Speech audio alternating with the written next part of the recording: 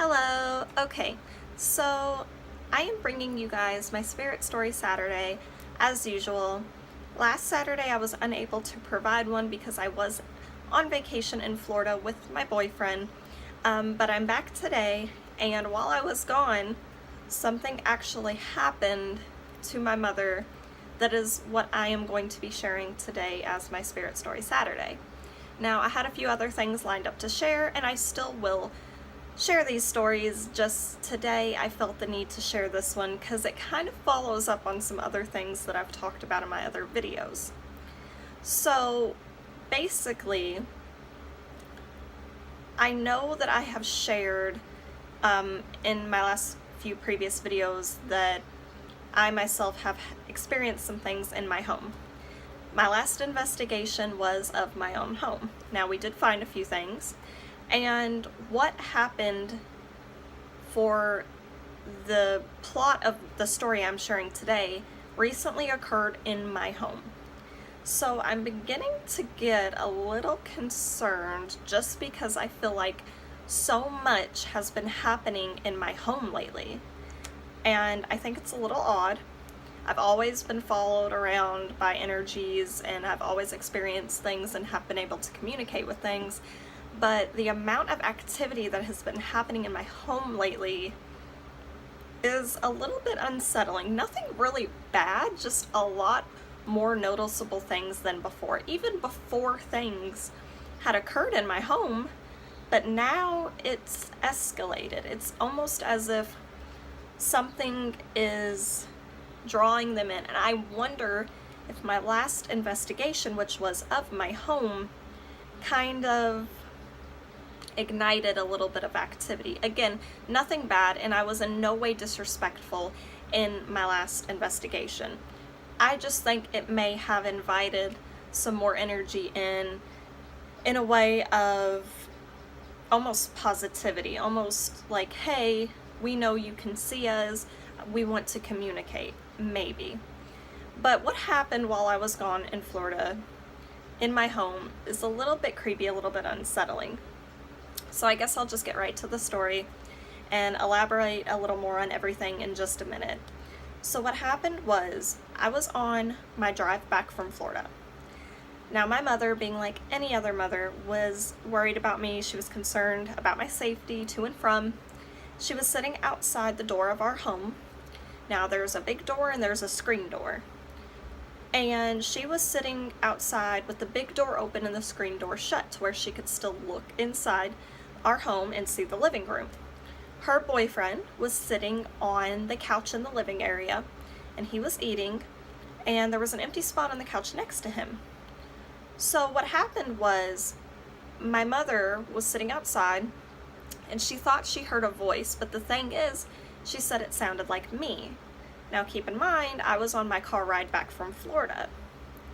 So she turned around to look to see who it was, or what was going on, thinking, it could have been my sister. She didn't know. So she turned around and looked. And when she turned around, she said she swears it was not just her nerves being worried about me. She said that it wasn't so fast that it could have been a reflection of something. She said there was no explanation. She said she saw it clear as day, very vivid, knows what she saw. It was an all black silhouette, so to speak, of a woman. It had like a woman type shape, appearance to it, was sitting on the couch next to her boyfriend. It got up and it walked into the hallway.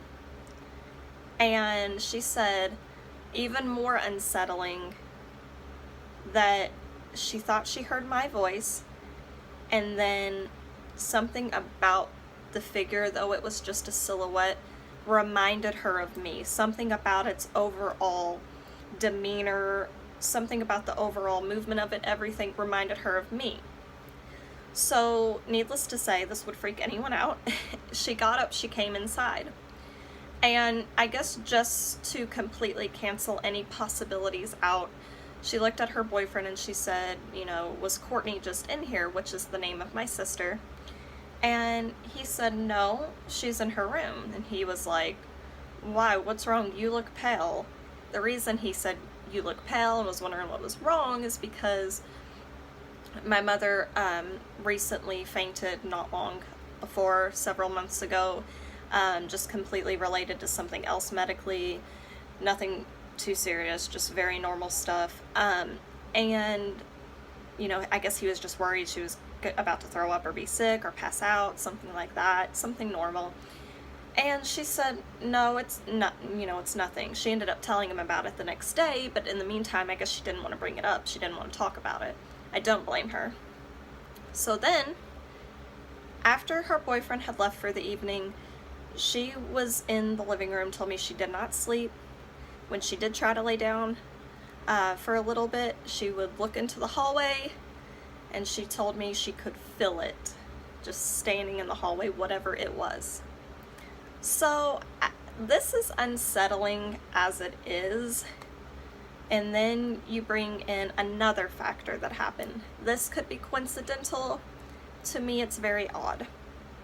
What happened was, during this, my mother was texting me, you know, hey, check in with me during your ride home from Florida. I want to make sure you're safe, everything like that. So we were texting, everything's normal. I had service. We hadn't got all the way out of Florida yet. I was on the internet. I was texting. It was fine. So then my mom texted me right after what she saw, after she thought she heard me and something about it reminded her of me. So it freaked her out. So she texted me, didn't tell me about it, just texted me because she thought that was a sign, or, you know, she just wanted to make sure I was okay because of that. So when she sent me a text, it was just, keep me updated, are you okay? Something like that. Didn't tell me what happened, just was checking on me. And I replied. I sent her a text that said, I'm so sunburnt, and then I sent her another text that said, and I even use sunscreen. And she hadn't answered me. I went back on the internet, I was on YouTube, and then she ended up messaging me again, and she said, hello, are you gonna answer me? And I texted her and I said, I sent you 2 texts, and she was like, oh, well, I didn't get them. Okay, just checking on you. So it was weird to me. She thought she heard me. She thought this shadow person, silhouette apparition of some sort, whatever you may call it, had a demeanor that reminded her of me. And then all of a sudden, her text right after she saw that, you know, to me, she couldn't receive the ones from me. She didn't receive the 2 I sent her. Before that, it was fine, and after that, it was completely fine. But right after she saw that, she did not receive my texts for some reason. I had service, I was on the internet, I was texting, everything was fine, everything was normal. Just those 2 texts the entire time, my entire trip, my entire ride to and from, those are the only 2 texts that she did not receive.